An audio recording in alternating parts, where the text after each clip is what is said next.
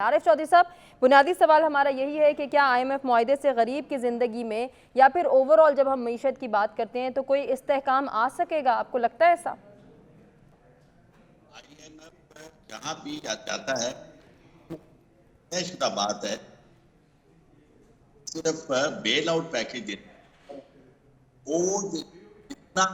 ہم عام آدمی کو کر سکتا جاتا ہے، اور حکومتوں کو کہا یہ جاتا ہے کہ وہ اشرافیہ سے پر بورڈ ڈالیں، عوام سے کم کریں، لیکن حکومتیں ہماری خاص طور پہ حکومت جو ہے وہ اشرافیہ کی بجائے عام آدمی پر وہ بوجھ ڈال رہی ہے۔ یہ کبھی ہو ہی نہیں سکتا کہ IMF کی امداد کے ذریعے ہم پاکستان کی معیشت کو ایک ایسی معیشت جو بڑی وائبرنٹ معیشت ہو جس میں عام آدمی کی زندگی بہتر ہو، ایسا ہو نہیں سکتا۔ یہ بنیاد پر تو اس کا فائدہ ہو جائے گا کہ بات جب بن جائے گی کہ اب ہماری عادت بھی اتنا زیادہ قرض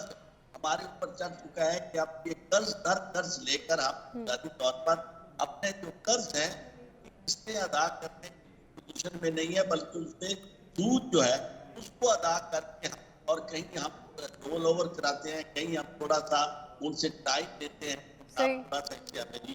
کر دیں، تو یہ ساری کی ساری صورتحال عام آدمی کو تو کوئی فائدہ نہیں دے رہی۔ البتہ یہ اس حد تک اطمینان بخش ہے کیونکہ بہت عرصے سے یہی کہا جا رہا تھا کہ جی IMF سے امداد آئے گی، IMF ہمیں بیل آؤٹ پیکج دے گا، تو چلو بیل آؤٹ پیکج آیا